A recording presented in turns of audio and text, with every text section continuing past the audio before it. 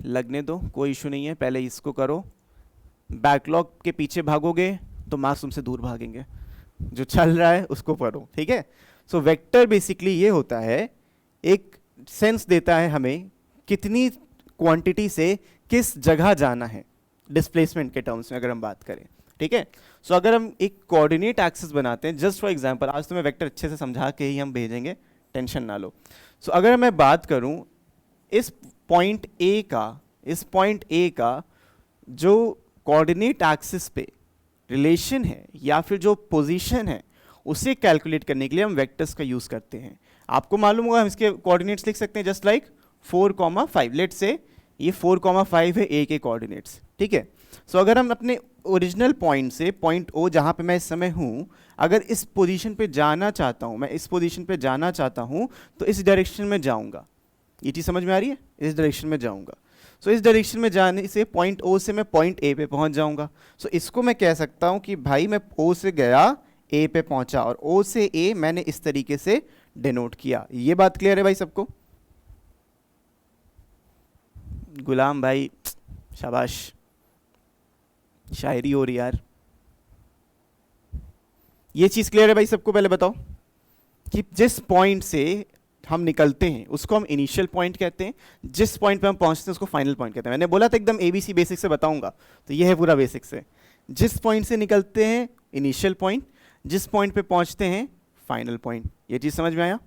अब अगर देखो इस पॉइंट पे हम डायरेक्टली पहुंच रहे हैं, इसको 4 और 5 बोल लें, लेकिन ये 4 5 डिनोट क्या करता है? 4 5 ये डिनोट करता है बेटा कि अगर हम एक्स एक्सिस से होते हुए जाते हैं, अगर हम एक्स एक्सिस से होते हुए जाते हैं, हमें यहाँ पे 4 यूनिट्स चलना पड़ेगा, हमें यहाँ पे 4 यूनिट्स चलना पड़ेगा, फिर 5 यूनिट्स ऊपर जाना पड़ेगा। यही मतलब है कि नहीं इसका? अगर हम इस रास्ते से होके जाते हैं, पहले ओ से लेट से एक्स पे आए, देन हम ए पे पहुंचे, तो यहाँ से 5 यूनिट्स हुआ। सो वेक्टर का मतलब क्या होता है? देखो 4 यूनिट एक्स पे चले हैं ना, तो हम लिख सकते हैं कि भाई 4 यूनिट हम लोग एक्स पे चले हैं, और एक्स को डिनोट करते हैं विथ आई कैप। अभी आई कैप, जे कैप, कैप सब क्या है समझ आएंगे, don't worry about it. I cap का मतलब ये है कि हम पर्टिकुलर एक्सिस पे कितने यूनिट चल रहे हैं, तो भाई 4 यूनिट चल रहे हैं। ये बात समझ में आई? पॉइंट ओ से पॉइंट एक्स पे गए, कितना कवर किया? 4। कौन से एक्सिस पे कवर किया? 4 यूनिट कवर किया एक्स एक्सिस पे, इसलिए 4 आई कैप। क्लियर है? आई, जे और के में अभी कोई डिफरेंस नहीं, मतलब कोई भी टेंशन नहीं रहेगी, एकदम क्लियर हो जाएगा। क्लियर है सबको भाई? थम्स अप देते रहो भाई, thumbs up, taste the thunder. Harneet ने 2-2, वेरी गुड। बारटेंडर तो ओपी बात। चलो ठीक है, तो 4 यूनिट हमने चला एक्स एक्सिस पे। अब ये देखो 5 यूनिट था, अगर इस ये परपेंडिकुलर है एक्स एक्सिस से, यानी बेसिकली हम ये बात कर रहे हैं कि वाई एक्सिस से जाते तो कितना होता? 5 यूनिट्स होता। वाई एक्सिस पे कितना है? ये 5 यूनिट्स है, तो इसी को हम लोग कहते हैं 5 जे कैप, 5 जे कैप। सो ये बेसिकली इस वेक्टर ओ ए को डिनोट करेगा। तो जब भी हम आई कैप जे कैप के टर्म्स में लिखते हैं, हम बेसिकली अपने लेंथ को 2 हिस्सों में बांट रहे होते हैं, with respect to X axis and with respect to Y axis. भाई समझ में आ गया सबको?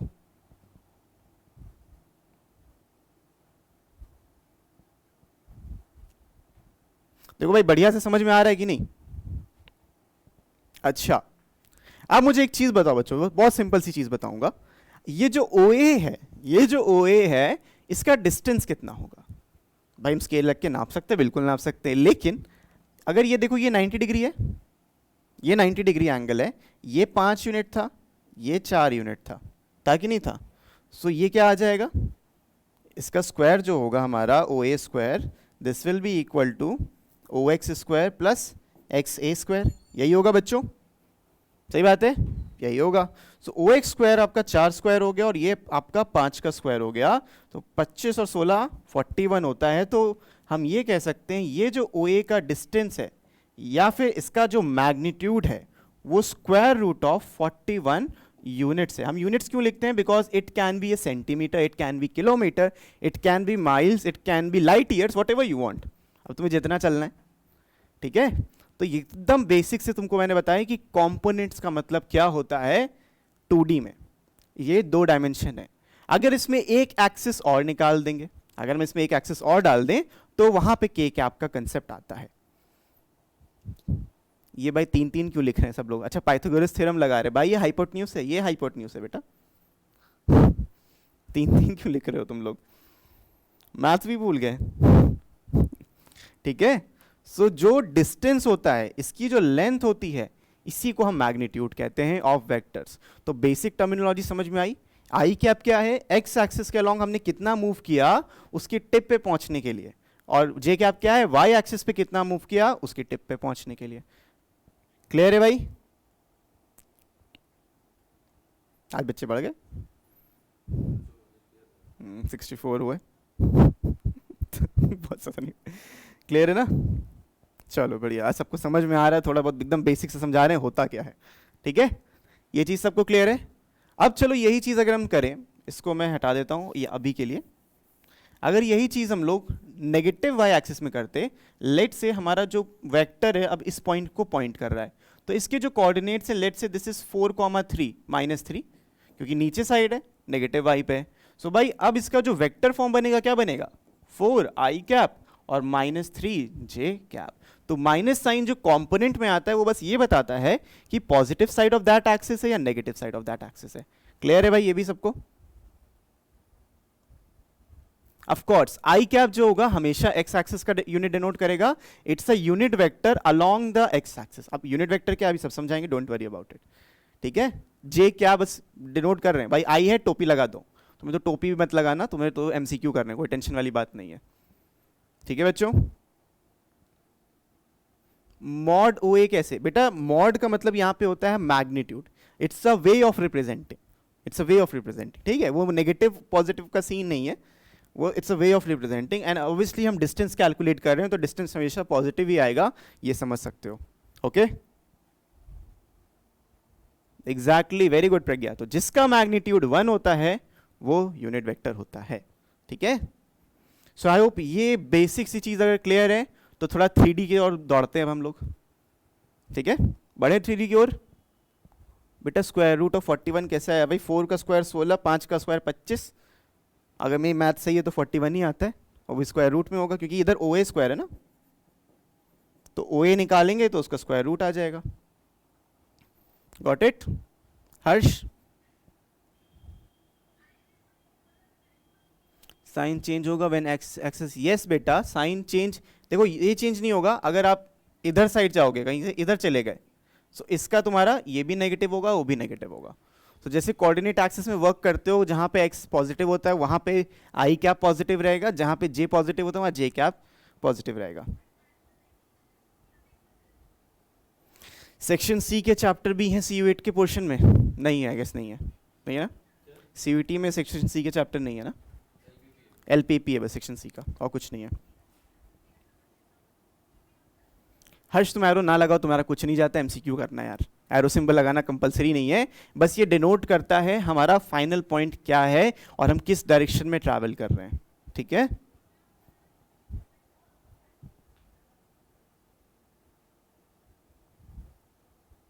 हाँ LPP 3D के बाद LPP ही होगा। ओके, चलो ये बेसिक चीजें समझ में आ गई।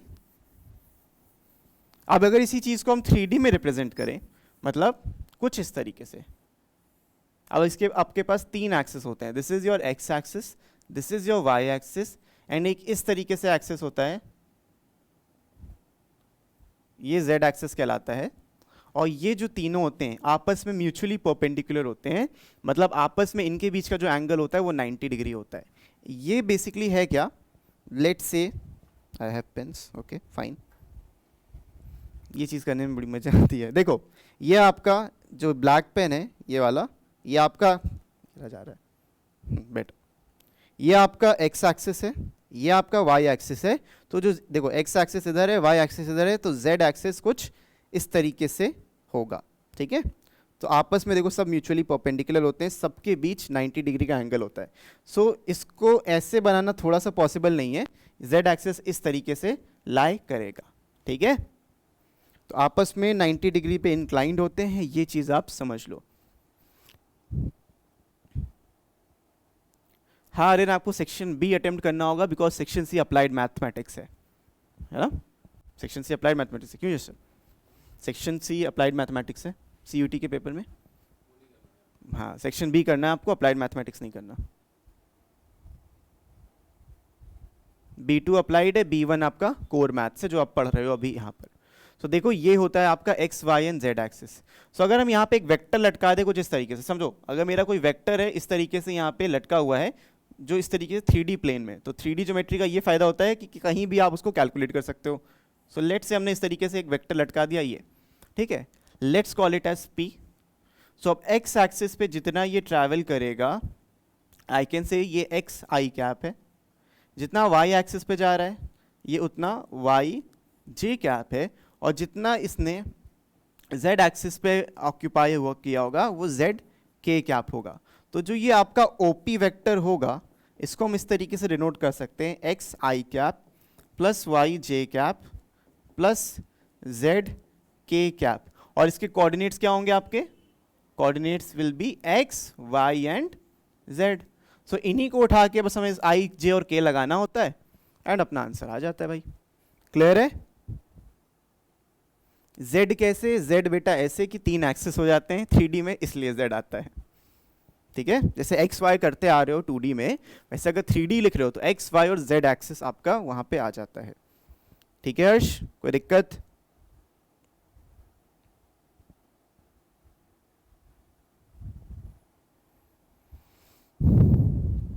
बेटा z कहाँ तक होगा? देखो बेटा बेसिकली ये जो वेक्टर p है ये यहाँ पे आपको 2D में दिख रहा है, बट वेक्टर p क्या है? चलो फिर से पेन का जुगाड़ करते हैं यहाँ पे ये करना, देखो ये आपके एक्सिस हैं, दिस इज योर एक्सिस जो म्यूचुअली परपेंडिकुलर होंगे एक दूसरे से 90 डिग्री पे इंक्लाइंड है। आई होप ये चीज़ सबको दिख रही होगी। दिख रही है भाई? दिख रही है? सो जो हमारा वेक्टर होगा वो वेक्टर p कुछ इस तरीके से होगा, मतलब इस तरीके से। तो कुछ वो x एक्सिस पे पॉइंट बना रहा होगा जितना दूरी है, कुछ y एक्सिस पे बना रहा होगा, और कुछ वो z एक्सिस पे बना रहा होगा। तो वेक्टर p इस तरीके से नहीं है, वेक्टर p कुछ इस तरीके से 3D में इंक्लाइन है। सो दिमाग यहाँ पे थोड़ा रैप करना दिक्कत होती है, बट आई होप ये चीज़ समझ में आ रही होगी आपको।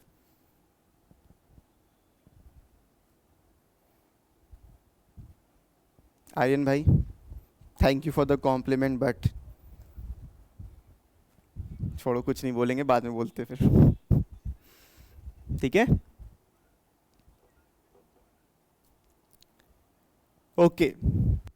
सो ये चीज़ समझ में आ गई कि कैसे वेक्टर को रिप्रेजेंट करेंगे। अब मुझे अगर इसका मैग्नीट्यूड निकालना होगा, मुझे बताना होगा कि इसकी लेंथ कितनी है। सो मुझे डायरेक्टली क्या करना है? मुझे बस इसका जो कोफिशिएंट्स हैं उनका स्क्वायर लेके ऐड करके उसका स्क्वायर रूट ले लेना है, एंड दैट्स इट। ये आपका डायरेक्टली मैग्नीट्यूड आ जाएगा। तो magnitude is a very easy thing to understand. Okay, magnitude क्या होती है? उस वेक्टर की लेंथ होती है जिसको आप देख रहे हो। बस बेटा यश ने जितनी वीडियो बनाई है, आपको जितना एक्स्ट्रा में देखना उतना देख सकते हो, उसमें आपको किसी ने रोका नहीं है, कोई टेंशन वाली बात नहीं है। यहाँ पे बस जो क्वेश्चंस हैं वो थोड़े हायर लेवल के हैं, बाकी ऑफ कोर्स चैप्टर तो चेंज नहीं हुआ है ना, चैप्टर तो वही है, थोड़ा एक्सप्लेनेशन अलग तरीके से। प्रीतेश कल ही कोर्स लिए हैं, अब बैकलॉग कैसे कंप्लीट करूं? पढ़ के बेटा, ऑफ कोर्स। कैमरा का एक्सपोजर घटा दीजिए, एक्सपोजर ज़्यादा आ रहा है। सही तो लग रहा है वैसे मुझे, तुम्हें अगर अच्छा ये नहीं दिख रहा।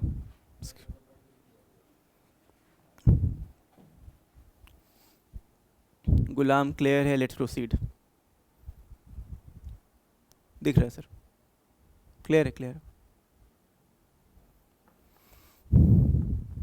सर। मैग्नीट्यूड का क्या बोला आपने, फिर से बता दीजिए। स्नेहा, इसीलिए कहते हैं क्लास के बीच में इंस्टाग्राम नहीं चलाना चाहिए, पढ़ लो पहले फिर इंस्टाग्राम चलाओ। सो मैग्नीट्यूड का मैंने बस इतना बोला कि अगर आपको कोई भी वेक्टर दिया है उसका लेंथ निकालनी है तो बस स्क्वायर रूट कर दो उनके कोफिशिएंट का स्क्वायर करके। ईजी है, बहुत ज़्यादा डिफ़िकल्टी वाली बात नहीं है।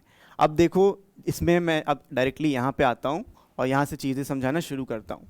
So scalar and vector quantity आपको बता दी। स्केलर वो होते हैं जिनका सिर्फ मैग्नीट्यूड हो, और वेक्टर क्वांटिटी वो होती हैं जिनका सिर्फ मैग्नीट्यूड और डायरेक्शन दोनों हो। मैग्नीट्यूड डायरेक्शन का मतलब कुछ इस तरीके से कि हर जगह पे डिफरेंट आंसर आपको मिलेगा, भले सेम लेंथ का वेक्टर क्यों ना हो। ठीक है, क्वेश्चन करेंगे अब नहीं बेटा, अभी हम एक्सप्लेनेशन ही कर रहे हैं, देखो एकदम बेसिक से समझा रहे हैं तुम्हें। सो क्वेश्चंस में मत जाओ, क्वेश्चंस बहुत इजी हैं, एक एक मिनट के क्वेश्चंस हैं इसके, एक मिनट भी क्वेश्चंस में नहीं लगेगा। लेकिन अगर एक बार समझ जाओगे ना तो हलवा है एकदम, ठीक है।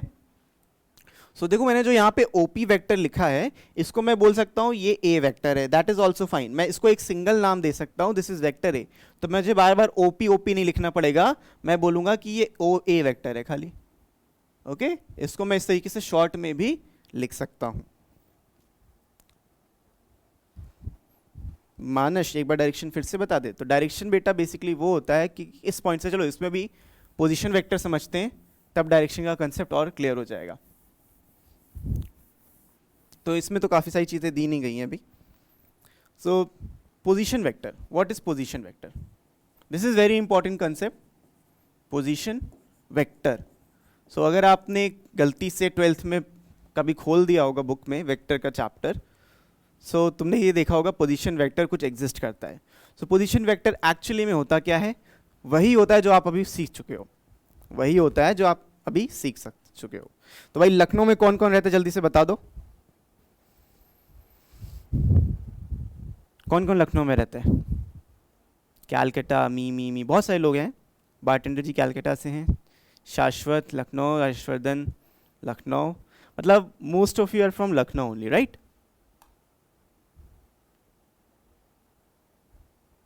रहते तो नहीं है पर आप बुलाएंगे तो अरे हर्ष आप कभी भी आ जाइए, मिलते हैं। ओके सिमरन, साक्षी रहती है, यानवी, तो यानवी साक्षी है कहाँ? रहती तो है, ठीक है, वो है कहाँ? तुम तो क्लास कर रही हो, वो तो नहीं कर रही। कानपुर, बरेली, कोलकाता, चलो सब बढ़िया बढ़िया अलग अलग जगह से हैं, अच्छी बात है। सो मैंने ये पूछा क्यों, उसका रीज़न है। चलो अब जहाँ जहाँ से भी हो, जैसे कोलकाता से, कोई बलिया से, कोई जमशेदपुर से, सो अगर मैं अब आपसे बोलता हूँ कि चलो दिल्ली चले, चलो दिल्ली चलते हैं, सो दिल्ली कितनी दूर है? सबके लिए डिफरेंट आंसर आएगा। इवन जो लोग लखनऊ में रहते हैं उनके लिए भी वो डिफरेंट आंसर होगा, क्योंकि लखनऊ के वो किस पार्ट में रहते हैं। जैसे मैं लखनऊ में आशियाना में रहता हूँ, तो आशियाना से दिल्ली का जो डिस्टेंस एग्जैक्टली है वो 510 किलोमीटर है, ठीक है, आशियाना से दिल्ली। अब दिल्ली में भी कई जगह है, दिल्ली में अगर मैं बात करूँ कालका, साउथ दिल्ली की, कालका जी की, या ओखला की, या फिर लेट से वसंत कुंज की, ठीक है, सबसे बढ़िया जगह वसंत कुंज की अगर हम बात करें, तो मेरे घर से वसंत कुंज 510 किलोमीटर दूर है। लेकिन अगर मैं बात करूं हजरतगंज से, मैं दिल्ली की बात करूं, तो इट कैन बी अराउंड 520 525, होगा कि नहीं होगा? और डायरेक्शन भी डिफरेंट होगा। लेट्स से कहीं दिल्ली यहाँ पे एग्जिस्ट करता है, मेरा घर यहाँ है, हजरतगंज यहाँ है, तो अगर मुझे अपने घर से, होम से दिल्ली पहुँचना है तो मुझे ये डायरेक्शन लेना पड़ेगा, और अगर मुझे गंज से यहाँ पहुँचना है तो मुझे ये डायरेक्शन लेना पड़ेगा। ऑल्दो मेरी डेस्टिनेशन है वो सेम है, लेकिन जो मेरा स्टार्टिंग पॉइंट है, जो मेरा इनिशियल पॉइंट है, वो डिफरेंट आ रहा है। सो ऐसे ही डिफरेंट पॉइंट को, अब दिल्ली पहुंचना है, बात दिल्ली की है, सो हम ये कह सकते हैं हमारा ये चलने वाला पॉइंट तो फिक्स नहीं है, लेकिन पहुंचने वाला पॉइंट तो फिक्स है। तो हम दिल्ली के रिस्पेक्ट में हम ये कैलकुलेट कर सकते हैं मेरा घर कितनी दूर है और हजरतगंज कितनी दूर है, ठीक है। So instead of taking it in this way, मैं ये कह सकता हूँ कि दिल्ली से मेरा घर इतनी दूर है, and I am taking this as R vector. So किसी रेफरेंस पॉइंट से, तो पोजीशन वेक्टर का मतलब क्या होता है? एक इनिशियल पॉइंट से, अगर हम एक इनिशियल पॉइंट से किसी दो जगह जाते हैं, तो दोनों का ही जो डिस्टेंस अलग अलग आता है, जो वेक्टर अलग अलग आता है, उसे हम पोजीशन वेक्टर कहते हैं। बेटा अमेरिका दूर है और दिल्ली दूर नहीं है। दिल्ली में मैं पढ़ा हूँ इसलिए मुझे दिल्ली की ज़्यादा याद आती है ना। अच्छा, आई लिव इन वसंत कुंज। बेटा वसंत कुंज में sector B and pocket B and C में सेक्टर ए में मेरा घर है, सो कभी मिलना।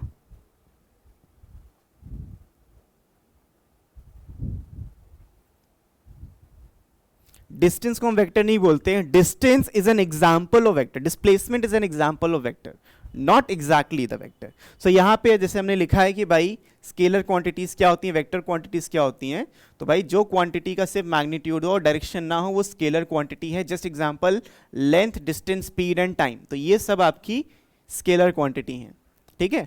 लेकिन हम बात करें वेलोसिटी, फोर्स और वेट की, सो ये सारी की सारी आपकी वेक्टर क्वांटिटीज हैं, ठीक है।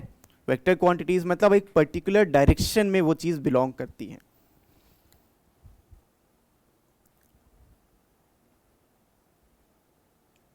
भाई sector A pocket B and C, जापानी स्कूल देखा है उसके पास, बेटा वीडियो क्वालिटी सेट है 720p पे, सो 1080 देखना है या 4K में देखना है तो सामने आके देख सकते हो, कोई दिक्कत नहीं। हाँ फिजिक्स वाला वेक्टर, ये फिजिक्स वाला वेक्टर है। सो अगर हम पोजीशन वेक्टर की एक बेसिक से बात करें, सो हम इनिशियल पॉइंट से, एक रेफरेंस पॉइंट से अगर दो डिफरेंट पॉइंट्स पे जा रहे हैं, जैसे पॉइंट ए से शुरू किया, एक पॉइंट ए पे गए, एक पॉइंट बी पे गए, ठीक है, पॉइंट ओ से शुरू किया, पॉइंट ए पे गए, पॉइंट बी पे गए, let's call it as small vector A and this is small vector B. So इसकी हेल्प से हम ए से बी का भी डिस्टेंस निकाल सकते हैं, समझे बेटा? इसकी हेल्प से हम ए से बी का डिस्टेंस निकाल सकते हैं, कैसे? और this concept is the most important thing in your vectors, अभी तक जो पढ़ा है, दिस इज द मोस्ट। तो अगर मुझे ए से बी का डिस्टेंस निकालना है, मतलब मुझे ए बी निकालना है। क्या निकालना है? मुझे ए से बी तक जाना है, तो मैं लिखूंगा ए बी, ठीक है। सो इसको कैसे निकलते हैं? इसको हम लोग लिखते हैं position vector of B minus position vector of A. So position vector क्या होते हैं? जो मैंने आपको बताया, एक इनिशियल पॉइंट के रेफरेंस में। सो ए बी का जो डिस्टेंस होगा that would be vector B minus vector A. ये चीज समझ में आई बेटा? Final minus initial. तो अगर हमें ए बी का डिस्टेंस निकालना है, ए बी वाला वेक्टर निकालना है, तो हम लिखेंगे vector B minus vector A.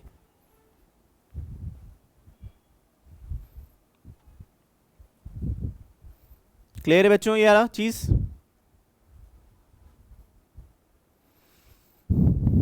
ये चीज क्लियर है बेटा, पोजीशन वेक्टर वाला? What about angle A O B? देखो एंगल ए ओ बी से आपको मतलब नहीं है, पहली बात कोर्स में नहीं है, दूसरी बात वो 90 डिग्री नहीं होगा, जरूरी नहीं है वो 90 डिग्री हो। अब एंगल निकालने का कंसेप्ट ही अलग है, एंगल निकालने का कंसेप्ट अलग है, जो अभी हम लोग यहाँ पे पढ़ेंगे वेक्टर डॉट प्रोडक्ट में और क्रॉस प्रोडक्ट में, ठीक है। इस पे मैंने भी वीडियो बनाई है जो यश सर के चैनल पे अवेलेबल है, आप उसको भी देख सकते हो। उसमें बहुत डिटेल में एक एक क्वेश्चन, एक एक चीज़ कराई है। यहाँ भी मैं डिटेल से ज़्यादा ही पढ़ा रहा हूँ, डिटेल में ज़्यादा ही पढ़ा रहा हूँ, एकदम बेसिक से पढ़ा रहा हूँ, जो उसमें भी नहीं पढ़ाया मैंने। एक बार और बता दें भाई? बिल्कुल बता देते हैं। Let's understand with the help of a coordinate axis. तो अगर आपका इस तरीके से कोऑर्डिनेट एक्सिस है, मैं बोलूँ ये मेरा स्टार्टिंग पॉइंट ओ है, अब मैं ओ से ए पे जा सकता हूँ और मैं ओ से बी पे जा सकता हूँ, ठीक है। लेकिन अगर मुझे डायरेक्टली ए से बी में जाना होगा तो मेरा डिस्टेंस कितना होगा? अगर मुझे ये कैलकुलेट करना है तो मैं कैसे करूंगा? ये जो ओ ए है, मैंने बताया ना O A, this is the position vector of A. So ये पोजीशन वेक्टर ऑफ ए है, I can write it as vector A and I can write this as vector B. So अगर मुझे ए से बी जाना है तो ये बन जाएगा vector B minus vector A. So अभी मैंने बताया कि वेक्टर्स डायरेक्शन पे हेविली डिपेंड करते हैं। सो अगर मैं इसको उल्टा कर दूं, यानी इंस्टेड ऑफ ए बी मुझे क्या करना है? मुझे बी ए करना है, तब कोई बता सकता है कि क्या आएगा बेटा? जल्दी से बता दो क्या आएगा इसमें? बस बारटेंडर भाई, स्मार्ट, गुड। सो अगर डायरेक्शन उल्टा होता है, जैसे कि अगर हम पॉजिटिव एक्स एक्सिस में, ऐसे समझो, अगर हम पॉजिटिव एक्स एक्सिस पे हैं तो एक्स की वैल्यू पॉजिटिव होती है, लेकिन हम उल्टे डायरेक्शन में जाने लगेंगे तो एक्स नेगेटिव हो जाएगा ना, तो ऐसे ही नेगेटिव साइन लग जाएगा हमारे ओरिजिनल में। तो बेसिकली बी ए का मतलब क्या है? फाइनल पॉइंट हमारा अब ए है, ठीक है। एंड हाँ प्लीज ये मत करना, अगर हमें बी ए जाना है तो ये नहीं कर सकते, this is wrong thing to do, please don't do this, ठीक है। ये नहीं कर सकते, फिर आपको बी ए ही लिखना पड़ेगा। सो यहां से बी ए जो आएगा आपका, that would be position vector of A minus position vector of B, okay. और पोजीशन वेक्टर ऑफ ए था vector A minus vector B. तो यहां से हम एक चीज ऑब्जर्व कर रहे हैं, एक बहुत इंपॉर्टेंट प्रॉपर्टी। क्या है वो प्रॉपर्टी? अगर हम ए बी लिख रहे हैं तो that would be minus times of B A. Clear है? अगर हमने ए बी लिखा है, यहां लिख दे रहे हैं यार, अगर हम ए बी लिख रहे हैं तो that would be the minus times of B A, क्योंकि उल्टे डायरेक्शन में वो एग्जिस्ट करते हैं। क्लियर है सबको भाई ये चीज? एक बार हाँ ना बोल दो कुछ।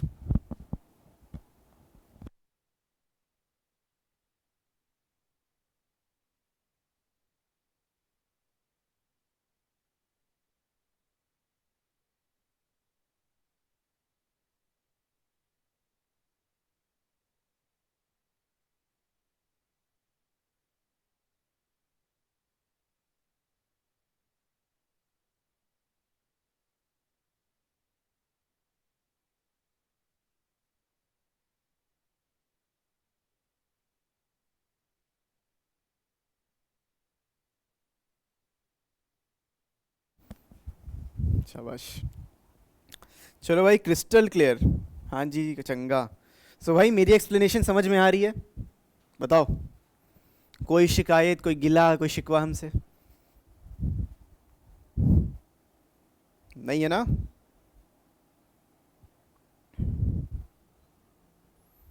नहीं बेटा, मे भी देखिए, होता ये है कि अगर आप लोग किसी टीचर के लिए ऑलरेडी अकस्टम्ड हैं और नया टीचर आपको पढ़ाने लगे आके, थोड़ा यार पढ़ना तो हमें उनसे था, पढ़ा ये रहे हैं, तो कैसा लग रहा है पढ़ के, ये बताइए।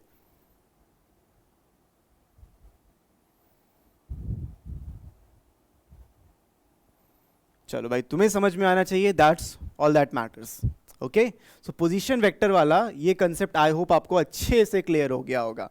लेकिन लेकिन यहाँ पे एक चीज़ का जो डाउट है कि सर ये लिखा क्या है, वेक्टर ए वेक्टर बी, इसका मतलब क्या है? इसका मतलब बस उतना ही है जो अभी हमने किया था, जो लिखा ना एक्स आई कैप प्लस वाई जे कैप प्लस सी के कैप, उसी में है। तो अगर मैं इसको इरेज कर दूं, इसकी कोई ज़रूरत नहीं है, ठीक है। और ये सब ऑलरेडी वीडियो में बना के रखा है, वो भी आप देख सकते हो, इसको तो देख ही लो, कोई दिक्कत वाली बात नहीं है। सो यहाँ पे जो वेक्टर ए है, सो वेक्टर ए के भी 3 कंपोनेंट्स होंगे ना भाई, आई कैप, जे कैप और के कैप। सो अगर हम यहाँ आई कैप की बात करें तो लिख सकते हैं this is A1 I cap plus A2 J cap plus A3 के कैप। तो इसका मतलब क्या, जो वेक्टर ए है इसको भी हम कंपोनेंट में डिवाइड कर सकते हैं, और जितना भी आपका काम होगा इस मैथमेटिक्स में, इस चैप्टर के क्वेश्चंस में, सारा कंपोनेंट। तो कंपोनेंट का मतलब क्या होता है, कोई वेक्टर लिया, उसके उसके रिस्पेक्टिव एक्स वाई और जेड एक्सिस के लेवल पे हमने बांट दिया। तो इसका मतलब क्या, चलो समझो, अगर हमने इस तरीके से कोऑर्डिनेट एक्सिस बनाया है और कोई वेक्टर इस तरीके से ऊपर लटक रहा है यहाँ पे, ठीक है। अब हम यहाँ लटकाता हुआ बना नहीं सकते, तो क्या कर सकते हैं, अभी हम इधर बना दे रहे हैं, ये मेरा वेक्टर ए था, ठीक है, this was my vector A. So जो x एक्सिस पे उसकी लेंथ होगी वो a1 होगी। इसका मतलब क्या है, जो x एक्सिस पे लेंथ होगी वो a1 होगी, जो y एक्सिस पे लेंथ होगी वो a2 होगी, और क्योंकि मैंने बोला तो को लटक रहा है, तो z एक्सिस पे जो पॉइंट बन रहा होगा वो कितना होगा, वो a3 रहा होगा। I hope this is clear to each and every one of you.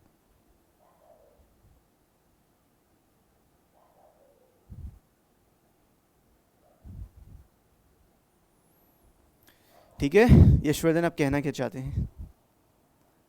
चलो, तो ये A1 का, A का मतलब क्या है, ये भी कंपोनेंट्स में डिवाइड हो सकते हैं, सिमिलरली B भी डिवाइड हो सकता है। तो अब यहाँ पे देखो बहुत सारी चीज़ें नहीं दी गई हैं, बहुत शॉर्ट में इन्होंने पता नहीं क्यों समझा दिया, बट हम इतना शॉर्ट में चलेंगे तो आपके तो ऐसे एयरप्लेन उड़ के जाएगा सर के ऊपर से नहीं, बस एयरप्लेन बन के जाएगा, इतना ऊपर से जाएगा। सो हमें वो नहीं करना, हमें समझना है। भले हम क्वेश्चंस कम करें, लेकिन जो कंसेप्ट पढ़ रहे हो, कंसेप्ट की क्लैरिटी होगी तो डायरेक्ट क्वेश्चन मार्क करके आ जाओगे। That's very easy thing to do, ठीक है। अब मैं इसको भी रेस कर दे रहा हूँ, and let me tell you about something, addition of vectors. So ज़्यादातर तो बचपन में हमने पढ़ा था, ये जो 10th में आप बोलो जो पढ़ा था, तो that was a triangle law of addition. तो हमारे पास 2 होते हैं, पैरेललोग्राम लॉ और ट्राइंगल लॉ, बट उसके डीप में हमें जाने की जरूरत नहीं है, हमें समझना ट्राइंगल लॉ क्या, हमें पैरेललोग्राम समझना ही नहीं है, ये को हमें समझना ही नहीं है, कोई ज़रूरत नहीं है, क्योंकि उसमें आप कंफ्यूज हो गए, ज़रूरत भी नहीं है यहाँ पे हमें खाली स्मार्ट वर्क करना है। बोला ना, गधा नहीं बनना, घोड़ा बनना है, तो स्मार्ट वर्क यहाँ पे करना है। तो जैसे मैंने बोला आपको, वेक्टर ए था, उस वेक्टर ए को हम कैसे लिख सकते हैं, 5 आई कैप प्लस 6 जे कैप माइनस 3 के कैप, ठीक है, हमने ये लिख दिया। और एक वेक्टर बी लिया, उसको लिख दिया लेट से 3 आई कैप माइनस 7 जे कैप और प्लस में 4 के कैप, ये लिया है। सो वेक्टर ए और वेक्टर बी यहाँ पे इस तरीके से लिखा। अगर मुझे इन दोनों वेक्टर्स को ऐड करना होगा, अगर मुझे इन दोनों वेक्टर्स को ऐड करना है, simply by doing this, vector A plus vector B, मुझे कोई भी ट्राइंगल लॉ की जरूरत नहीं है। जब कंपोनेंट्स में चीजें प्रेजेंट होंगी, थोड़ा नीचे स्क्रीन करिए सर, हम नीचे ऐसे करें यार,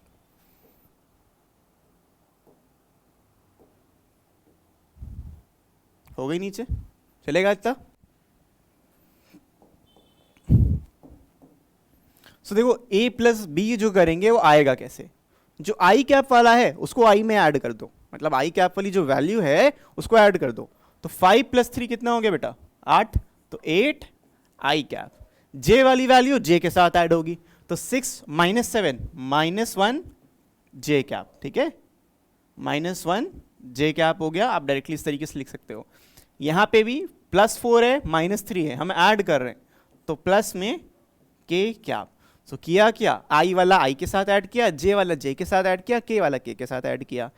ये इजी है, वेरी गुड प्रज्ञा, शाबाश। तो इतना इजी होता है ये करना। अच्छा, अगर ये आपने कर लिया तो मुझे फटाफट इसका भी आंसर बता दो भाई।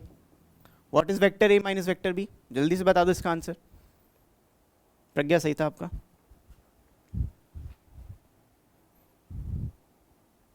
मैंने आपसे मॉडुलस नहीं पूछा अभी इसका मुझे बस वो बताओ।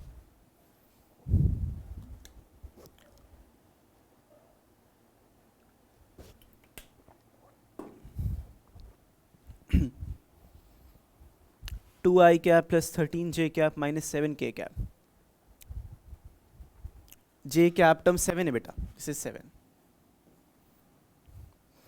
तो जब हम a माइनस बी निकालेंगे तो 5 माइनस 3 होगा, remember this, 5 minus 3 which is 2i cap, 6 minus of minus 7 which is 13 j cap, और minus 3 minus 4 is minus 7 k cap. तो इस तरीके से हम एडिशन और सब्ट्रैक्शन कर सकते हैं वेक्टर्स का। क्लियर है?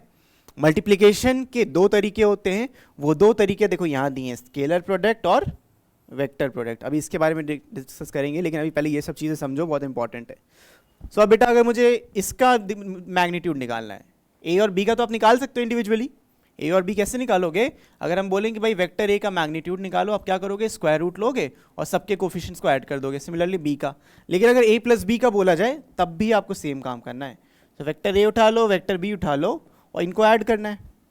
सो इनको ऐड करने के लिए, मतलब उसका मैग्नीट्यूड निकालने के लिए जो आपने ऐड किया है उसी को करना है। तो 64 प्लस 1 एंड प्लस 1, तो स्क्वायर रूट ऑफ 66 आ जाएगा, स्क्वायर रूट ऑफ 66 यूनिट्स।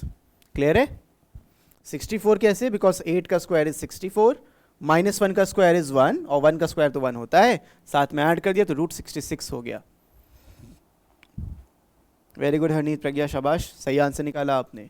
सो इस तरीके से वेक्टर्स का एडिशन होगा। किसी को कोई तकलीफ हो तो बता दो भाई, है क्या? हमें लगाना ही नहीं है। और ए बी माइनस बी ए ना, यहाँ पे बेटा प्लस माइनस है ना, मैं ये थोड़ी ना बोल रहा हूँ बी माइनस ए निकालो, ए माइनस बी निकालो ना, मैं तो अलग अलग कर रहा हूँ खाली। अच्छा तुम बी माइनस ए बोल रहे हो, नहीं ये सही है, इट्स करेक्ट।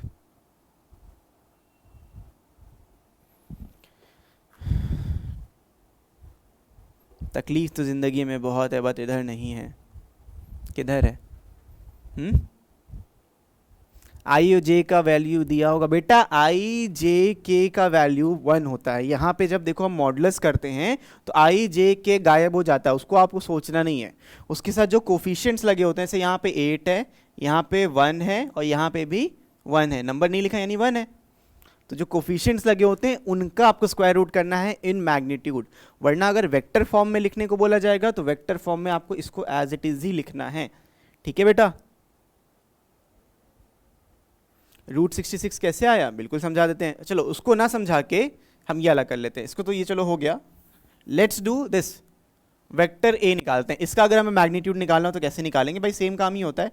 मैग्नीट्यूड के लिए तो इस तरीके से पहले बनाते हैं, वेक्टर लिखा उसमें 2 डंडे खींच दिए, तो इसका मैग्नीट्यूड कैसे आ जाएगा? देखो स्क्वायर रूट लगाने का, इसके जो कोफिशिएंट है जैसे 5 है तो 5 का स्क्वायर करना है, फिर 6 है ऐड करके 6 का स्क्वायर करना है, फिर प्लस साइन लगाना है, और यहाँ पे देखो -3 है, तो कंफ्यूज मत होना, यहाँ माइनस मत लिखना, क्योंकि -3 अगर लिख भी रहे हो दैट इज फाइन, उसका तो स्क्वायर हो रहा है। तो नेगेटिव नंबर का स्क्वायर हमेशा पॉजिटिव होता है, इसलिए सारे के सारे नंबर ऐड होंगे यहाँ पे। तो 5 का स्क्वायर इज 25, 6 का स्क्वायर इज 36 और 3 का स्क्वायर इज 9। तो आपको यहाँ कितना मिल जाएगा? 36 9 is 45 and 25 you will get 70। ठीक है, तो यहाँ पे आपका आ जाएगा square root of 70 units for vector A का मैग्नीट्यूड। ठीक है, और एक चीज़ याद रखना कि अगर हम इन दोनों को ऐड करके मैग्नीट्यूड निकाल रहे हैं और इसका इंडिविजुअल मैग्नीट्यूड निकाल रहे हैं तो ये डिफरेंट आएगा। ठीक है, सेम नहीं है, दिस इज डिफरेंट वैल्यूज। अलग अलग मैग्नीट्यूड निकाल लो और ऐड करके मैग्नीट्यूड निकाल लो तो डिफरेंट वैल्यूज देगा। नहीं बेटा -1 नहीं लिखेंगे, -1 का स्क्वायर होके 1 हो जाएगा। ठीक है आर्यन, आई होप हाँ ये डाउट होता है, इट्स फाइन। -1 का स्क्वायर होके वो 1 हो जाता है, और फॉर्मूले में हमेशा ये प्लस रहेगा, ये प्लस रहेगा। देखो -3 का स्क्वायर कर दिया। गॉट इट आर्यन भाई, क्लियर है? SSK बताओ, क्लियर है ना? बस फिर बेटा मॉड जब भी करोगे स्क्वायर रूट में ही लिखना है। हाँ ऑफ कोर्स, बिकॉज हम डिस्टेंस निकाल रहे हैं, डिस्टेंस फॉर्मूला पढ़ा है ना, हम डिस्टेंस निकाल रहे हैं यहाँ पे। Crystal clear, very good. A- B चलो उसका भी कर देते हैं। On the popular request of from the audience, इसका भी हम मैग्नीट्यूड निकालने जा रहे हैं, magnitude of vector A minus vector B। तो जो आपका आंसर आ चुका है, देखो ये आ चुका है ना, ये होता है, तो लेना है स्क्वायर रूट 2 का स्क्वायर विच इज़ 4, 13 का स्क्वायर इज़ 169, और -7 का स्क्वायर इज़ 49, प्लस में 49, तो नेगेटिव नहीं लोगे, पॉजिटिव ही आएगा square. You can add it up, 160 40 200 plus not 218 222 222, तो स्क्वायर रूट ऑफ 222 यूनिट्स। सही है? कोई दिक्कत बच्चों? होनी तो नहीं चाहिए, हो तो बता दो यार।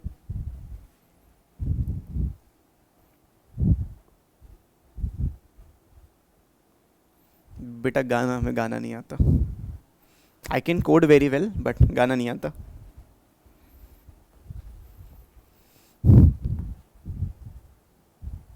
क्लियर ना भाई? बहुत बढ़िया।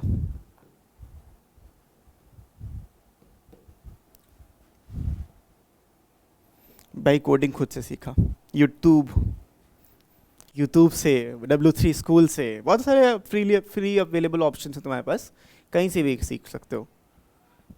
सो I know web development and Java, of course Python.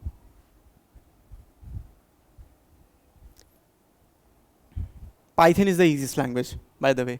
सो कभी भी अगर आप कोडिंग सीखने की कोशिश कर रहे हो तो स्टार्ट विद पाइथन। जावास्क्रिप्ट से कभी स्टार्ट ना करना, पागल हो जाओगे। ठीक है? जावा इज़ अ गुड ऑल्टरनेटिव जो तुम्हें ISC बोर्ड में सिखाया जाता है, but still not good enough, because उसका यूज़ नहीं होगा कहीं, उतने बेसिक का यूज़ कहीं नहीं होगा, कुछ नहीं सिखाते स्कूल में। ठीक है, इसको इरेज कर दे रहे हैं। अब एडिशन हो गया, सब्ट्रैक्शन हो गया, so the most important aspect of the vectors itself is the product, the multiplication. तो जो मल्टीप्लिकेशन होता है हमारा, वेक्टर्स दो तरीके से मल्टीप्लाई किए जा सकते हैं, दो तरीके कहलाते हैं, एक आपका होता है स्केलर प्रोडक्ट और एक आपका होता है वेक्टर प्रोडक्ट। मतलब दो वेक्टर्स को मल्टीप्लाई करने पे आपका आंसर स्केलर में भी आ सकता है और आपका आंसर वेक्टर में भी आ सकता है। तो जो ये स्केलर प्रोडक्ट होता है इसको हम लोग डॉट प्रोडक्ट भी कहते हैं, और जो ये वेक्टर प्रोडक्ट होता है इसको हम लोग क्रॉस प्रोडक्ट भी कहते हैं। ठीक है, इसको हम लोग डॉट लिखा है ना भाई, डॉट से डिनोट करते हैं, इधर क्रॉस लिखा है तो क्रॉस से डिनोट करते हैं। तो खेलते हैं ना गोला कट्टम, कट्टम गोला, आई गेस वही हिंदी में कहते थे उसको, क्रॉस एंड चेक्स।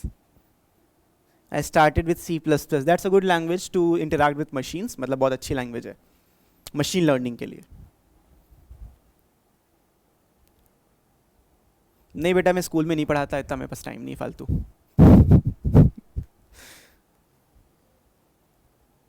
जावा बहुत बेकार है। नहीं बेकार नहीं है, टिक टैक टो, हाँ नहीं, सबसे पहले जावा में सब वही बनाते हैं, है ना, ग्रीन फुट पे स्कूल में वही सिखाया जाता है, टिक टैक टो। अच्छा नहीं, इस पे टिक टैक टो, हाँ ये टिक टैक टो है, खेलेंगे कभी, बताना।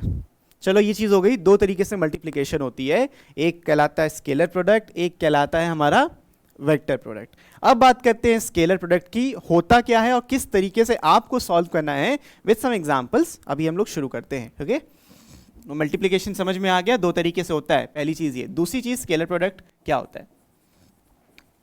स्केलर लिखा है, टेंशन ना लेना, नीचे करने को मत बोलना अभी। तो ये हमने स्केलर प्रोडक्ट लिखा है। सो लेट्स से आपके पास दो वेक्टर्स हैं और आप उनको इस तरीके से मल्टीप्लाई करने की कोशिश करते हो। सो हम इसको पढ़ते हैं vector A dot vector B, या ए डॉट बी भी बोल दो, चलता है। तो ए डॉट बी का मतलब क्या होता है, हम यहाँ पे मैग्नीट्यूड ऑफ ए मल्टीप्लाई कर रहे हैं, किससे, मैग्नीट्यूड ऑफ बी से, एंड उसके बीच में जो एंगल रहा होगा which is the cos theta. ठीक है, अब जो तुमने बात की थी, लेट्स से दो वेक्टर्स हैं, वेक्टर ए है, वेक्टर बी है, इनके बीच में जो एंगल रहेगा दैट इज थीटा। यहाँ पे उस थीटा का कंसेप्ट आता है। तो क्वेश्चन जनरली आते कैसे हैं, यही क्वेश्चन आते हैं कि भाई ये थीटा की वैल्यू बताओ, यही आता है कि थीटा की वैल्यू बताओ। ठीक है, इसका मतलब ये होता है, एक मतलब इसका और होता है वो भी समझ लो। ये इस तरीके से आप लिख ही सकते हो, equals to magnitude of vector A into magnitude of vector B into cos theta. ये तो एक तरीका होता है इसको करने का, और इसमें ना बच्चे बहुत कंफ्यूज होते हैं, एंड उन बच्चों में मैं भी आता था। मैं बहुत कंफ्यूज होता था जब मैंने वेक्टर्स क्लास 11th में पढ़ा था अच्छे से फिजिक्स में, कि भाई ये भी लिखा है और बताया गया था कि चलो ये भी होता है a1 b1 plus a2 b2 plus a3 b3, तो ये क्या है भाई? सर बता रहे हैं इसका मतलब ये भी है और ये भी है, तो ये दोगलापन, ये सब दोगलापन है, कैसे है? हाँ हाँ, ऑफ टॉपिक नहीं जाते हैं, बाद में बात करेंगे। 12th में मेरी परसेंटेज कितनी थी बेटा? 94 एग्रीगेट थी, मतलब बेस्ट 5 आई कुछ नहीं, बेस्ट 4 कुछ नहीं, 94 मेरी एग्रीगेट परसेंटेज थी।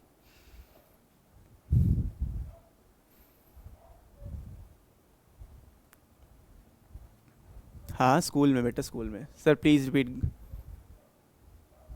गला पान है तो फिजिक्स है, अच्छा।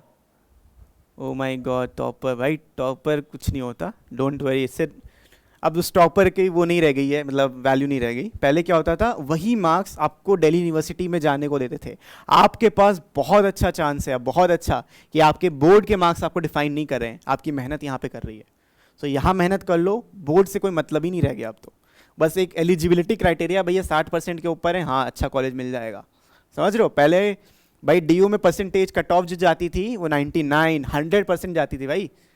100% जिस बच्चे के मार्क्स से उसका डीयू में होता था। मेरा सेकंड लिस्ट में हुआ था, जस्ट इमेजिन दैट। मेरा सेकंड लिस्ट में हुआ था, बेस्ट 4 में मेरे 97% आ रहे थे, बेस्ट 4 में 97 थे, स्टिल मेरा सेकंड कट ऑफ में हुआ था। सो इतना टफ होता था वहाँ एडमिशन लेना। अब आपके पास बहुत अच्छी अपॉर्चुनिटी है, तो इस अपॉर्चुनिटी को यूज़ करो, यूटिलाइज करो, डरो नहीं।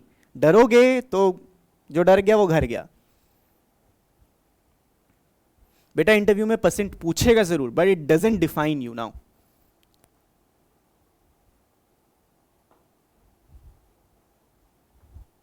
भैया हाँ बेटा बिल्कुल। चलो ये चीज समझो पहले, टिप्स में यही ले लो कि भाई स्केलर प्रोडक्ट को कैसे देखना है, क्या करना है।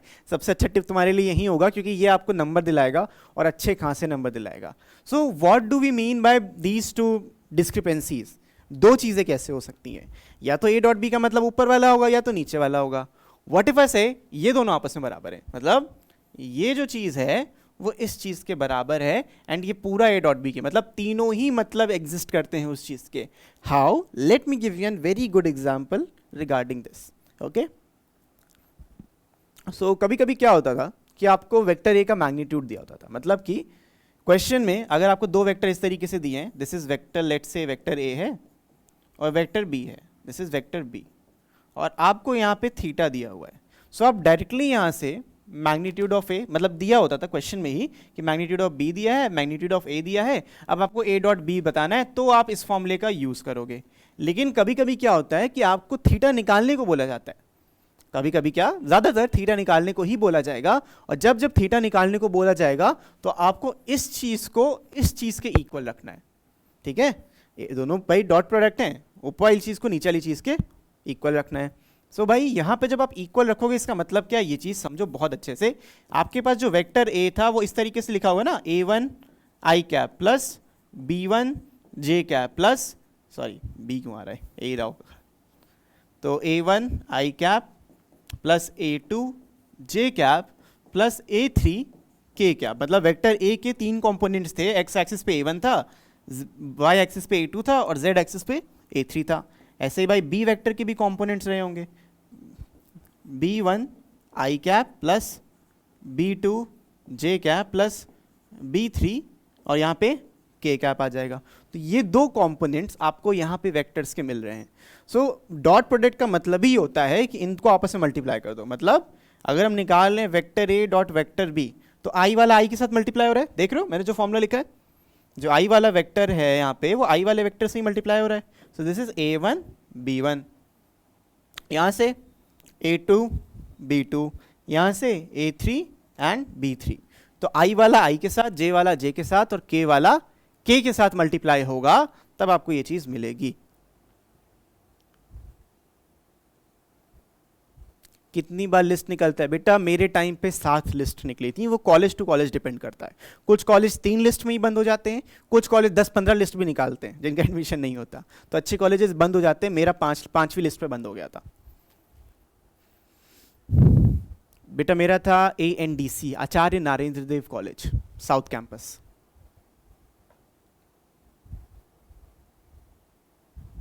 सो वो तो हम डिस्कस करते रहेंगे, बात की बात है। बट अभी यहाँ पे देखो, दिस इज वेरी इंपॉर्टेंट। सो इसको अभी क्वेश्चंस की हेल्प से समझते हैं, ज़्यादा समझ में आएगा rather than A1 B1 C1। तो क्वेश्चंस आता है, क्वेश्चन करते हैं, don't worry about it. So can I raise it? ये आपने नोट कर लिया ना बेटा? ये नोट कर लिया आपने?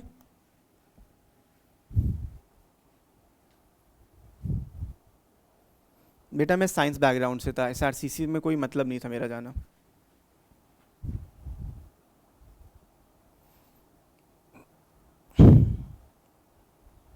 ओके भाई, कोर्स क्या था सब बताएंगे। अभी ये देख लो, क्वेश्चन करा लेते हैं एक, फिर समझते हैं। No problem Aryan. चलो भाई, ये चीज़ है, लिख लिया सबने? It's very important. I hope everyone has noted down. और अगर नहीं भी लिखा है तो आई गेस यहाँ दिया हुआ है। दिया है? नहीं दिया? हाँ दिया है। चलो देखो, दिया हुआ है इस जगह पे। तो दैट्स अ डिफरेंट थिंग।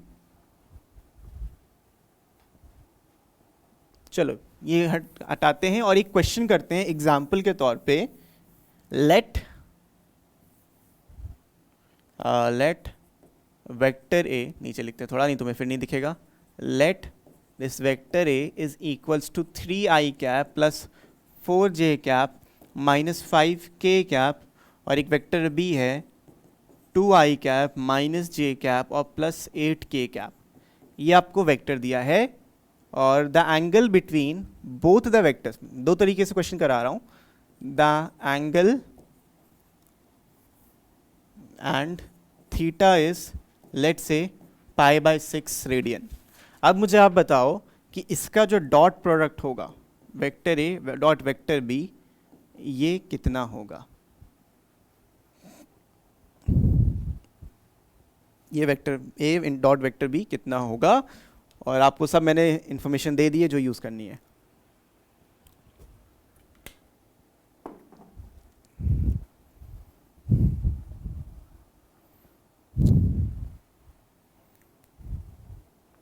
$38 आया। देखते हैं क्या आ रहा है।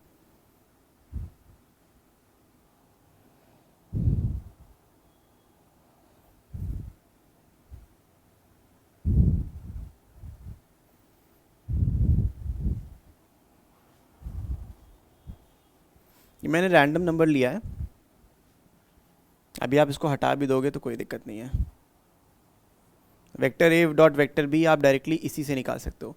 तो जब भी कंपोनेंट फॉर्म में दिया होगा तो ये करना सबसे आसान है। कंपोनेंट फॉर्म में अगर आपको गिवन है तो यू कैन जस्ट राइट कि भाई ओके ये 3 × 2 हो जाएगा, प्लस 4 × -1 हो जाएगा, प्लस -5 × 8 हो जाएगा। सो यहाँ पे आप ऐड करो, दिस इज 6 -4 -40, तो यहाँ पे आपको 2 - 38 मिला, -38। तो आंसर यहाँ नेगेटिव आ सकता है, that is completely fine. Negative positive कुछ भी आएगा, मैग्नीट्यूड कभी भी नेगेटिव नहीं होगा। Magnitude can never be negative, it can be only positive quantity. -38 आएगा, हरनीत नेगेटिव नहीं होगा। देखो प्रोडक्ट आप निकाल लो, प्रोडक्ट तो नेगेटिव हो सकता है, लेकिन किसी चीज़ का डिस्टेंस जो मैग्नीट्यूड होता है, magnitude is just the distance. Magnitude fix है कि हम डिस्टेंस निकाल लें, किसी वेक्टर की लेंथ निकाल लें, तो वो लेंथ कभी भी नेगेटिव नहीं होगी, it will always be positive. Okay, so be positive you as well. First फॉर्मूले से आप कर सकते हो अगर आपको क्वेश्चन में थीटा दिया है। अगर क्वेश्चन में थीटा दिया है तब आप कर सकते हो, वो भी मैं करके बता रहा हूं। ये डायरेक्ट फॉर्म समझ में आ गया? बोलो भाई, बिल्कुल करेंगे गुनगुन, हम करने जा रहे हैं उससे, डोंट वरी। नहीं कोई यूनिट लगाने की आपको जरूरत नहीं है, -38 लिख दिया, दैट इज फाइन। ठीक है, Sprite clear, thank you Simran, thank you. चलो भाई, वेक्टर ए और वेक्टर बी, अगर यहाँ पे इन्होंने एक एडिशनल चीज़ दी होती कि जो थीटा है वो π/3 रेडियन है, सो भाई क्या करना होता, तब हम लोग डायरेक्ट ना मल्टीप्लाई करते, हम लोग क्या करते हैं, हम पहले मैग्नीट्यूड ऑफ ए, तब इतना दिया भी ना होता आपको, फिर इतना दिया भी नहीं होता, आपको बोलते कि भाई जो मैग्नीट्यूड ऑफ ए है वो लेट्स से 5 यूनिट्स है, मैग्नीट्यूड ऑफ बी है वो आपकी 7 यूनिट्स है, बस इतना दिया होता। अगर आपको थीटा देंगे तो इस तरीके से क्वेश्चन देंगे, ना कि उस फॉर्म में। कंपोनेंट फॉर्म में दिया है तो डायरेक्टली कंपोनेंट्स को ही मल्टीप्लाई करोगे, और अगर इस फॉर्म में दिया है तब हमें इस थीटा की जरूरत होगी। सो अब दिया है थीटा के फॉर्म में तो लिखते हैं भाई, तो vector A dot vector B कितना आता है, वेक्टर ए का मैग्नीट्यूड इंटू वेक्टर बी का magnitude into cos pi by 3, ये तो है। वेक्टर ए का मैग्नीट्यूड था 5, वेक्टर बी का था 7, और कॉस 60 की वैल्यू होती है, कितनी होती है 1/2। याद कर लो बेटा, नहीं 35 पाई बाय 3 नहीं लिखेंगे, वहां पे कॉस है, देखो कॉस पाई बाय 3 कहाँ गया, कॉस थीटा है ना, मैंने क्या बताया था। अगर आप डॉट प्रोडक्ट कर रहे हो, ए डॉट बी कर रहे हो और इस तरीके से दिया है, सो वेक्टर ए का मॉड यहाँ पे vector B into cos theta, not the theta, सिर्फ थीटा नहीं लिखोगे। तो यहाँ पे आपको ये मिला, और कॉस पाई बाय 3 की वैल्यू होती है 1/2, which turns out to be 35/2। Units लिखो ना लिखो कोई फर्क नहीं पड़ता अभी यहाँ पे। 17.5 इज द करेक्ट आंसर, ठीक है। सो आई होप समझ में आ गया। अगर आपको ये दिया है, वैल्यू दी है उसकी, मैग्नीट्यूड दिया है और थीटा दिया है, तो इस तरीके से निकालोगे।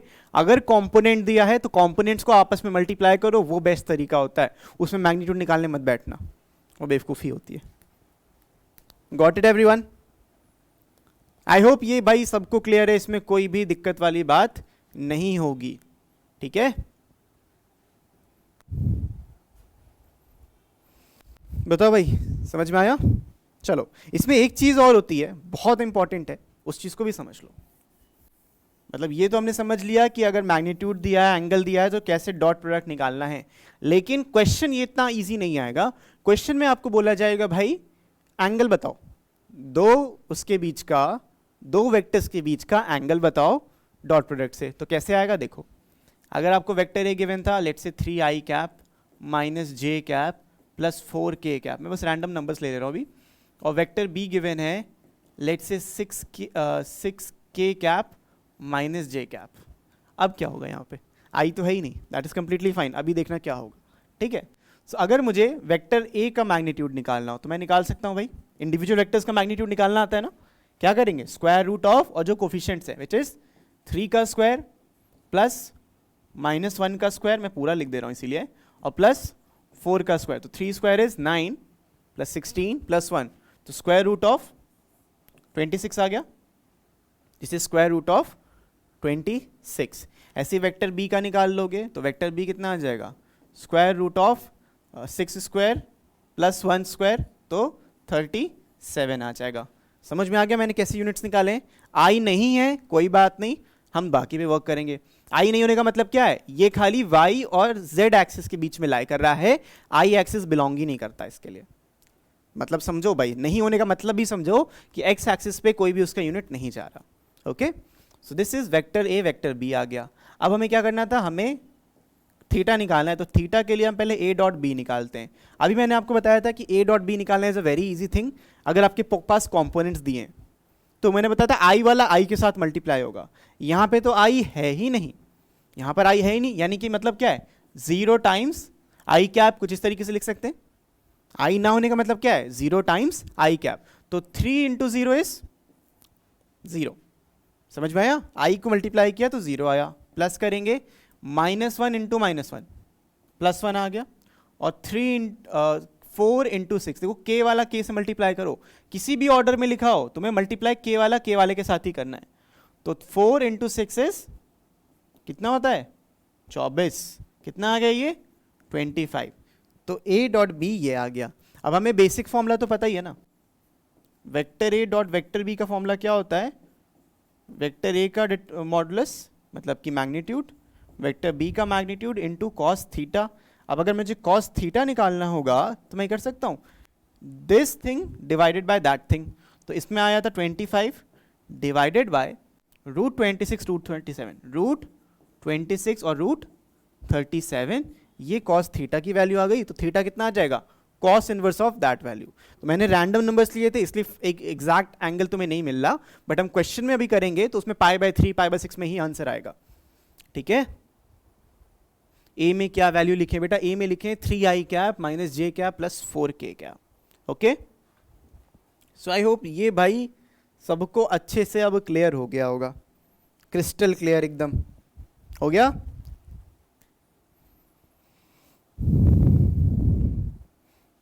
अब आप मुझे बताओ, 1 घंटे पहले जो आप लोग कह रहे थे सर वेक्टर्स कभी पढ़ा ही नहीं, वेक्टर्स समझ में नहीं आता, क्या वेक्टर समझ में आ रहा है?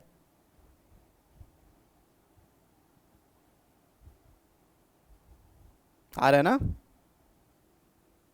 चलो भाई, ये देख के मुझे बड़ी खुशी हो रही है कि सबको आ रहा है, बहुत अच्छी बात है, मज़ा आ गया है जब।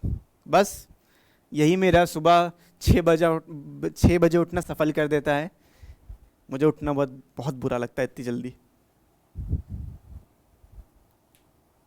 लेकिन ये देख के बड़ा अच्छा लगता है कि बच्चों को समझ में आ रहा है। सबको ये लगता है किसको सुबह उठना पसंद है। अगर आप किसी कंपनी के सीईओ हैं तो उन्हीं को ही होता है भाई। हम लोग तो यही सुनते हैं इंस्टाग्राम पे कि हाँ wake up at 4, sleep at 10, wake up at 4। Who does that यार? कोई करता है बिजनेस पे? कोई ऐसा है यहाँ पे करेगा? हाँ, सुबह उठना it's a different thing.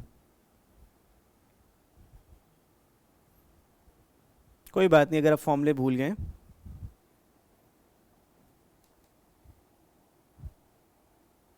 Game खेलते हुए 12 हो जाता है, अरे वाह। Gungun likewise, likewise. ज़रूर ज़रूर। BGMI, ओके बढ़िया। Add me also. खेला जाएगा सैटरडे संडे को, बिकॉज ऐसे में बस टाइम रहता नहीं है, संडे को ही टाइम रहता है थोड़ा सा। चलो भाई, ये क्लियर है सबको? तो इस तरीके से आप एंगल इसका निकाल लोगे। अब बढ़ते हैं हम लोग अपने बाप of everything, the vector product. और इस पे ऐसे ऐसे क्वेश्चंस आते हैं कि बच्चे हिल जाते हैं, ऐसे ऐसे क्वेश्चंस आते हैं कि बच्चे हिल जाते हैं। अच्छा, एक चीज़ और मैं बताता हूँ इसमें, फिर आगे बढ़ते हैं, ठीक है? अगर मुझे डॉट प्रोडक्ट से पता करना होगा, डॉट प्रोडक्ट से मुझे पता करना होगा कि मेरे दो वेक्टर्स परपेंडिकुलर हैं या नहीं, तो मुझे कैसे पता चलेगा? अगर मुझे डॉट प्रोडक्ट से पता करना होगा कि दो वेक्टर्स परपेंडिकुलर हैं या नहीं है, तो मैं कैसे पता करूंगा? How will I know that? Answer 0। हाँ, क्लोज इनफ। जो उनका डॉट प्रोडक्ट होगा वो 0 हुआ, इसका मतलब क्या है कि भाई वेक्टर्स कैसे हैं यहाँ पे? वेक्टर्स आर परपेंडिकुलर, ठीक है? क्योंकि cos π/2 कितना होता है? 0, तो राइट हैंड साइड पूरा 0 हो जाएगा ना। इसीलिए अगर डॉट प्रोडक्ट में 0 आ रहा है, इसका एक इंटरप्रिटेशन ये होता है कि आपके जो वेक्टर हैं वो परपेंडिकुलर हैं। ठीक है बच्चों, समझ में आ गया? यह समेत परपेंडिकुलर होने से डॉट प्रोडक्ट आपका 0 होगा। ये चीज़ एक अच्छी प्रॉपर्टी है जो आपको पता होनी चाहिए, यहाँ नहीं लिखी है बट आपको यहाँ पे पता होना चाहिए ये चीज़। क्लियर है ना? आ जाए हम लोग वेक्टर प्रोडक्ट पे अब। क्यों बच्चों? चलो भाई, अब आते हैं वेक्टर प्रोडक्ट। वो इतना अच्छा चल रहा था, पता नहीं समझ में आए ना आए, है ना? आएगा लेकिन, don't worry. Vector product, so vector product को मल्टीप्लाई कैसे करेंगे वो चीज़ समझना, और वेक्टर प्रोडक्ट हमेशा कंपोनेंट के फॉर्म में ही मल्टीप्लाई होगा। सो जो इन्होंने देखो यहाँ फॉर्मूला दे रखा है, vector A cross vector B, ये एक फॉर्मूला दिया है इन्होंने। इसमें इन्होंने बोला इसका मतलब होता है आपका वेक्टर ए, इन्होंने सही दिया? हाँ सही है, I guess perpendicular unit vector perpendicular to, okay सही है।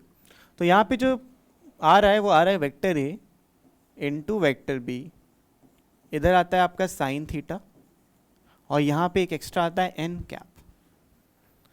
Vector A into vector B मतलब इसका magnitude into sine theta into N cap. अब ये एन कैप क्या है इसको समझना। तो ये जो एन ने टोपी पहनी हुई है, ये आपकी टोपी लगा सकता है, बट अगर आप इतना समझ जाओ कि वेक्टर प्रोडक्ट में जो आंसर आता है, नाम से ही क्लियर है ना भाई, वेक्टर में आएगा। तो एन कैप बस ये बता रहा है कि उसमें आई, जे और के कंपोनेंट्स होंगे। सो एन कैप एक यूनिट वेक्टर है। N cap is a unit vector along the direction of A cross B. इसका मतलब क्या है समझो। Perpendicular to the A cross B. कैसे होगा समझो, लेट्स से आपका वेक्टर ए है, वेक्टर बी है, फिर से हम पेन पे आ जाते हैं। देखो ये वाला पेन इज वेक्टर ए, ये वाला पेन इज वेक्टर बी, और इनके बीच में जो एंगल दिख रहा है, इनके बीच में जो एंगल दिख रहा है ये आपका थीटा है।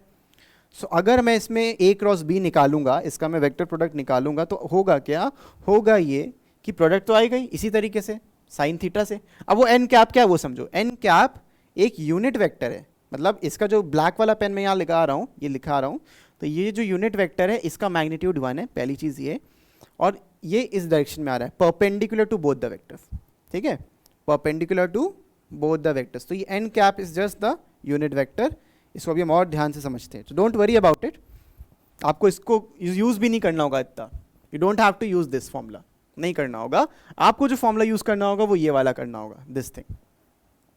सो अगर आपको दो वेक्टर्स दिए हैं, vector A which is a1 i cap plus b1 j cap plus, या फिर इसको वो करो यार ए में ही रखो, वेक्टर ए दिया है तो a1 i cap plus a2 j cap plus a3 k cap, ये दिया हुआ है, और वेक्टर बी गिवन है b1 i cap plus b2 j cap plus b3 k cap, ठीक है, ये वेक्टर्स आपको गिवन है।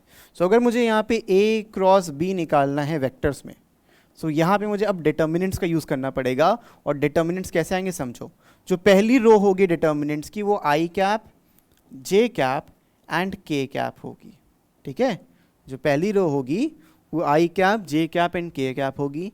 जो पहली लाइन होगी ये वाली, मतलब सेकेंड लाइन होगी, और थर्ड लाइन होगी, वो कैसे आएगी वो चीज़ समझो। तो second line will come from vector A के कॉम्पोनेंट्स, कॉम्पोनेंट्स मतलब a1 a2 और a3, उसी ऑर्डर में लिखना है। तो जैसे a1 ये a2 है और ये a3 है, यहाँ पे क्या आ जाएगा b1 b2 एंड b3।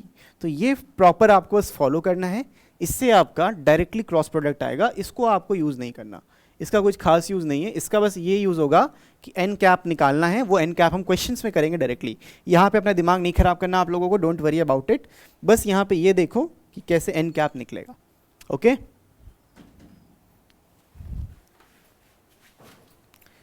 अगर हम मैग्नीट्यूड निकालेंगे आई कैप का तो ये 1 होगा, जे कैप का वो भी 1 होगा, के कैप का वो भी 1 होगा, सो मैग्नीट्यूड्स तो 1 होंगे सबके, ठीक है।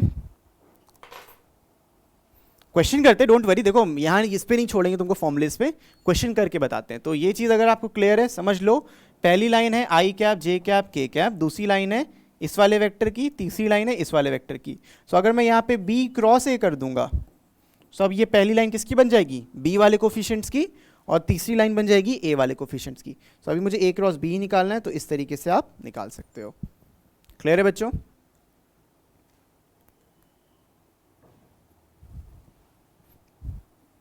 आई कैप जे कैप के कैप आपको लिखना होता है, वो उसकी वैल्यू 1 कहीं नहीं रखोगे, जब मैग्नीट्यूड निकालोगे तब वो गायब जरूर हो जाएगा, लेकिन इस केस में लिखना होगा, ठीक है। चलो यहाँ पे हम अब इसको एक क्वेश्चन से बताते हैं, वो ज़्यादा अच्छे से आपको अब समझ में आएगा।